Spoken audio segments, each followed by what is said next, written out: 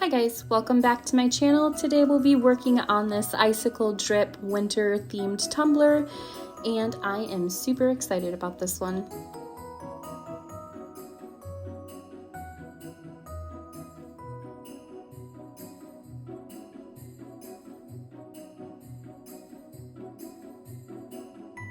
So we're going to be starting off with a prepped and painted skinny tumbler, and I used just a light blue spray paint from Rust-Oleum for the base of this, and I'm sprinkling daiquiri ice from Create by Firefly over top of it.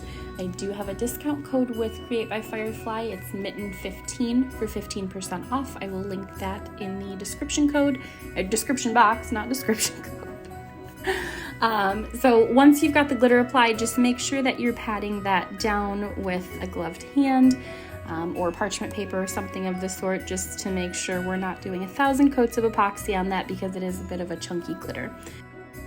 So once the glitter is fully smooth, I'm gonna go in with this vinyl wrap. It's almost like a clear cast wrap, I guess I would say, over a vinyl wrap.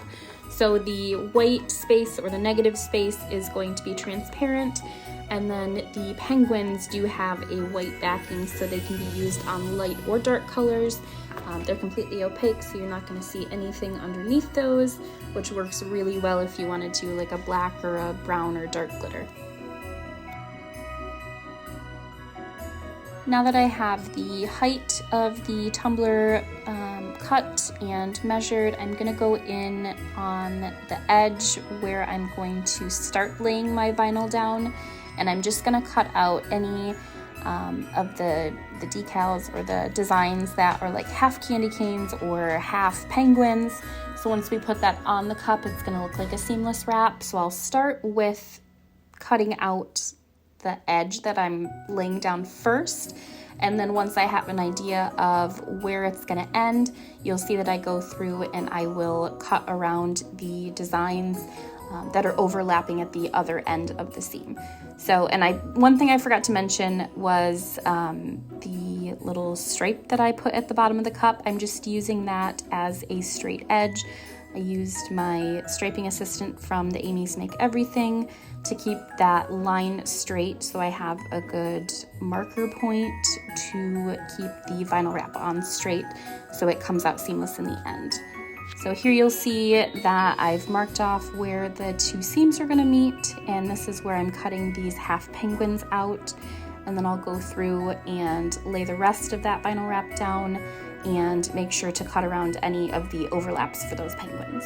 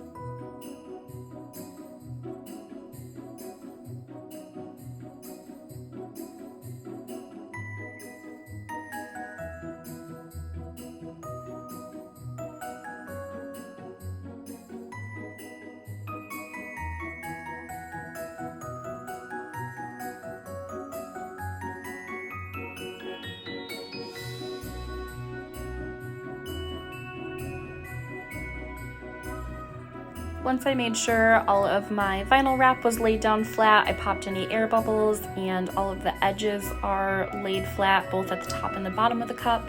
I just go in with my edging tool to make sure everything along the top is straight. I don't necessarily need to do this with the bottom because we put that line of Sharpie at the bottom to use as a guide to begin with. So if you're doing that, don't worry about the bottom. That should already be straight. You can skip that step. And then I'm just cleaning my rim to make sure that there's not any little pokey bits or anything like that when I go in with my icicle drip.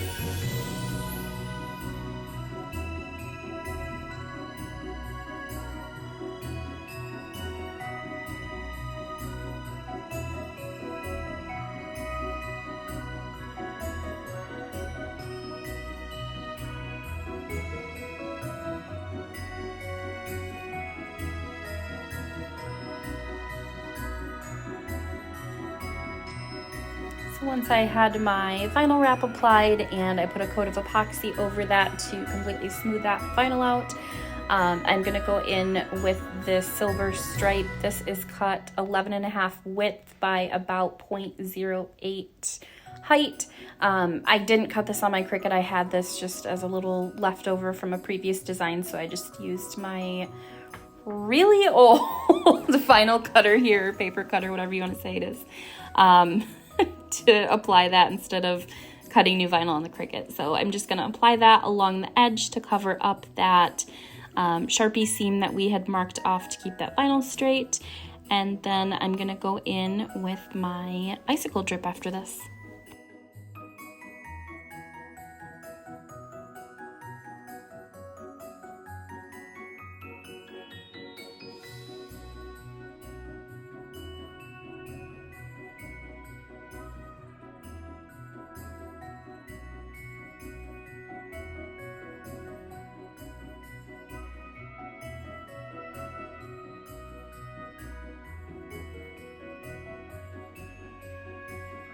All right, now for the fun part. So you're gonna wanna make sure that you are measuring the rim of your tumbler after all of your epoxies on. If you measure this prior to that, you're gonna have coats of epoxy on there and it's gonna skew the measurements that you measured on a blank stainless cup. So make sure you're doing that after everything is applied, right before you're ready to start this drip.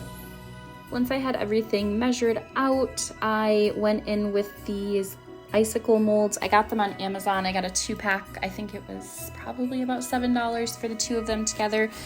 They do have the exact same mold on Etsy. It's just a little bit upcharged on Etsy as opposed to Amazon. So do with that what you please. And I'm going in with about 15 mLs total of fast setting epoxy.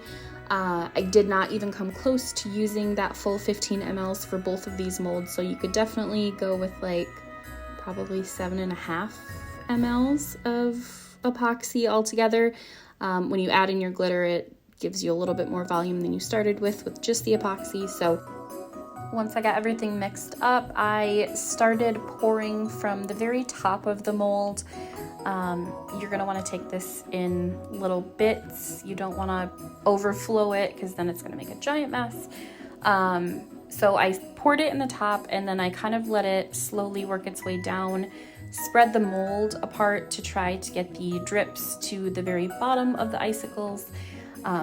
This mold is very, very small and the icicle drips are very thin, so it didn't work out very well without dumping out of the mold when I tipped it. So I just went in with this little metal coffee stir stick and dipped it in my epoxy cup and manually put that glitter epoxy mix in there. And then I torched it once it was about halfway full. I did not fill this mold all the way up. It would be way, way, way too thick around the top of the rim, so only fill it about halfway unless you want like a tumbler that turns into a weapon, because it's gonna be about 1,000 pounds.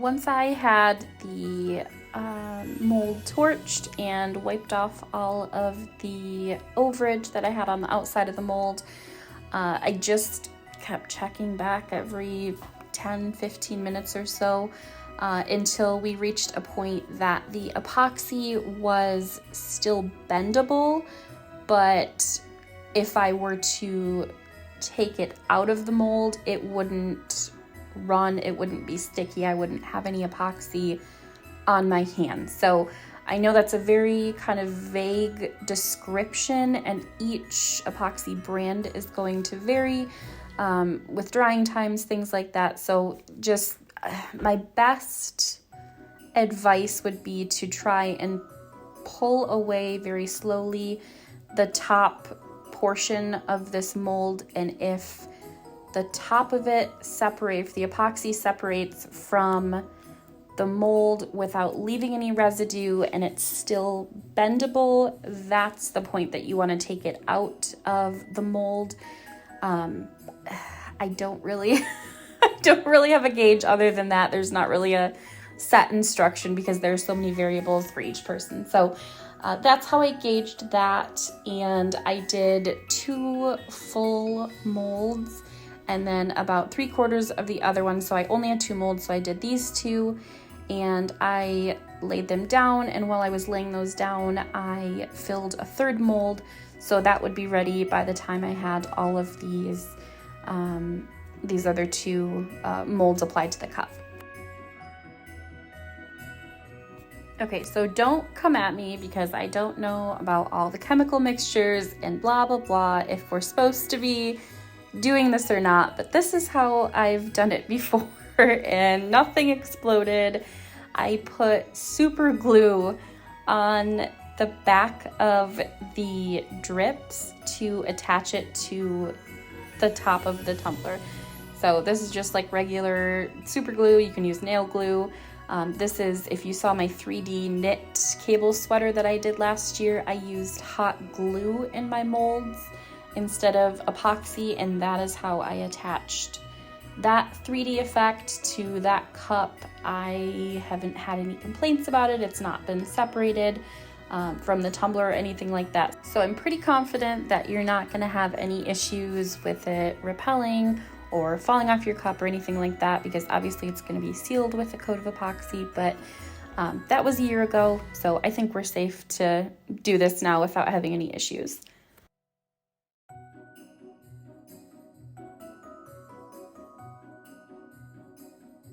Now that I've got the mold applied, I'm just going through and making sure all of the icicles are laid flat. They do tend to be very sharp, so make sure those are laying flat. They will, if they're covered with epoxy, they're going to be even pokier. Epoxy is just like glass, so it does tend to be sharp. You don't want your customer cutting themselves on that, so make sure that's pushed flat. And then I'm just going through with the top of my tweezers, and I left probably about 2 millimeters of spacing between where I laid down the drip and the actual rim of the cup, because I wanted space to be able to flatten the top of that icicle drip, so it's not just a huge bulging gap between the top of the cup and the drip itself. So I applied that, and then I just kind of worked it so it had a more rounded edge towards the top, but still leaving a little gap of the rim where we can adhere that final coat of epoxy to.